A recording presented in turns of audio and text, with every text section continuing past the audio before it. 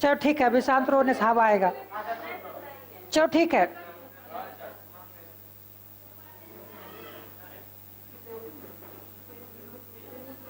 चले ध्यान देना है। महमूद या मोहम्मद गौरी। मोहम्मद गौरी क्या होता है कि जब अफगानिस्तान में गजनी वंश का अंत होता है, समापन होता है, तो उसके बाद एक नए वंश की शुरुआत होती है जिसको हम बोलते हैं गौर वंश। कौन से वंश? गौर वंश। और इस गौर वंश के संस्थापक था मोहम्मद गौरी।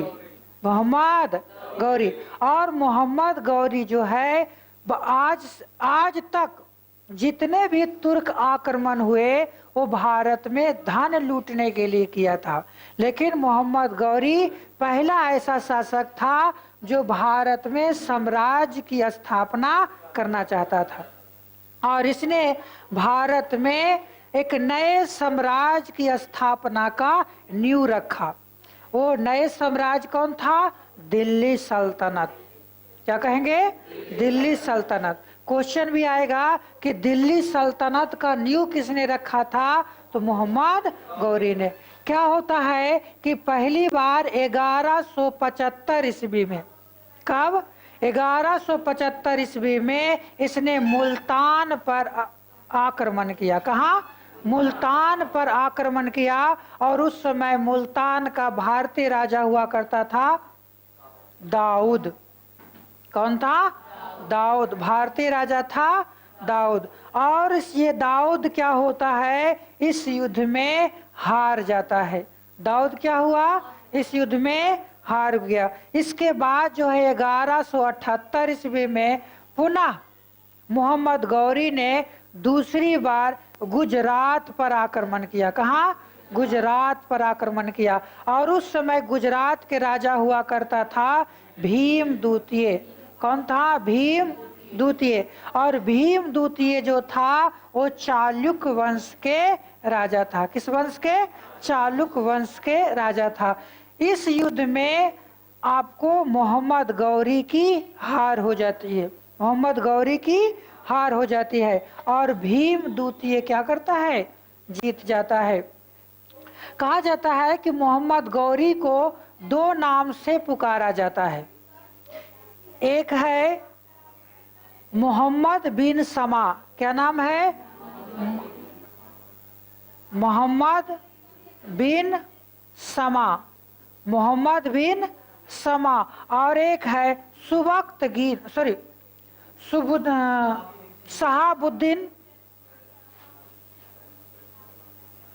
शहाबुद्दीन गौरी। मोहम्मद गौरी। शहाबुद्दीन मोहम्मद गौरी। इसे दो नामों से जाना जाता है। अब देखो कि मोहम्मद गौरी का सबसे ज्यादा शक्तिशाली आक्रमण, चर्चित आक्रमण माना जाता है पृथ्वीराज चौहान के विरुद्ध जो आक्रमण किया था। कहा जाता है कि पृथ्वीराज चौहान के विरुद्ध इसने 18 बार आक्रमण किया। कितने बार? 18 बार आक्रमण किया, लेकिन इसने 17 बार हार गया। किसके खिलाफ? चौहान वंश के खिलाफ। चौहान वंश के खिलाफ इसने 18 बार भारत पर आक्रमण किया, जिसमें इसने 17 बार हार का सामना करना पड़ा। इस 18 बार में से दो सबसे चर्चित मिलता है। पहला आपको कहेंगे 1191 ईस्वी और 1192 ईस्वी। 1191 ईस्वी में जो आक्रमण किया था और 92 में इसे तराइन का युद्ध के नाम से जाना जाता है। और ये तराइन कहाँ है? तो हरियाणा के करनाल जिला में। हरियाणा के करनाल जिला में। कहाँ है? हरियाणा के करनाल जिला में कौन है? तराइन है। और इसी तराइन नामक स्थान पर पृथ्वीराज चौहान और मोहम्मद गौरी के बीच में युद्ध हुआ था। दो युद्ध हुआ। एक को कहते तराइन की प्रथम लड़ाई और दूसरा कहते तराइन की दूसरी लड़ाई। तराइन की प्रथम लड़ाई जो हुआ था 1191 ईस्वी में हुआ था, और तराइन की दूसरी लड़ाई जो हुआ था 1192 ईस्वी में हुआ था। ध्यान देना है कि इस 18 आक्रमण में 2 आक्रमण सबसे महत्वपूर्ण है। पहला 1191 ईस्वी में, इसे क्या कहा गया? तराइन की प्रथम लड़ाई। तराइन की प्रथम लड़ाई। तराइन की प्रथम लड़ाई जो हुआ था वो गौरी और पृथ्वीराज चौहान के बीच हुआ था। पृथ्वीराज चौहान के बीच हुआ था, और इस युद्ध में पृथ्वीराज चौहान जीत गया। और ये जो तराइन की प्रथम लड़ाई जो हुआ था वो एक पंजाब में एक क्षेत्र है, पंजाब में एक क्षेत्र है जिसका नाम था तवर हिंद। तवर हिंद।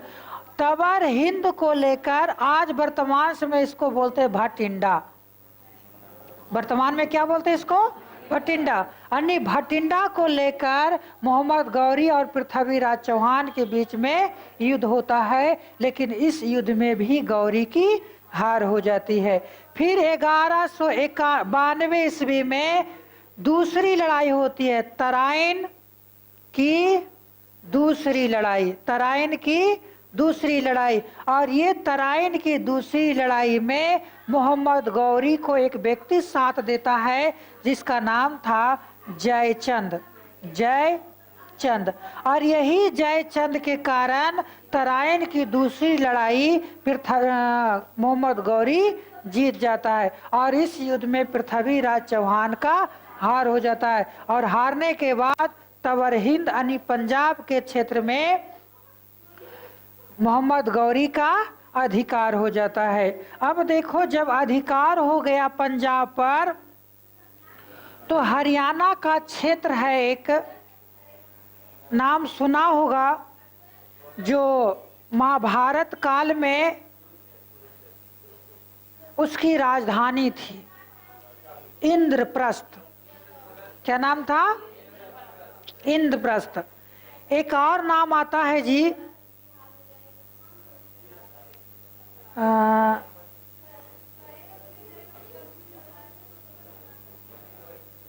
ध्यान देना है। हाँ, कहा जाता है कि ये अंतिम बार कन्नौज पर विजय पाया था। कहाँ? अंतिम अभियान कहाँ किया था? अंतिम अभियान कन्नौज पर किया था, कन्नौज पर। और जब कन्नौज पर इसने अधिकार कर लिया, क्वेश्चन आता है कि मोहम्मद गौरी का अंतिम अभियान किसके विरुद्ध था? तो कन्नौज के विरुद्ध हुआ था। और कन्नौज के युद्ध जीतने के बाद इसने जो सिक्का चलाया उसमें लक्ष्मी देवी का चित्र इंगित किया था। बताओ, ये था मुस्लिम, लेकिन अपने सिक्का पर लक्ष्मी देवी का चित्र अंकित छपवाया था, और अपना नाम मोहम्मद बिन समा भी छपवाया था। यानी मोहम्मद गौरी अपना नाम इस सिक्का पर क्या लिखवाया था?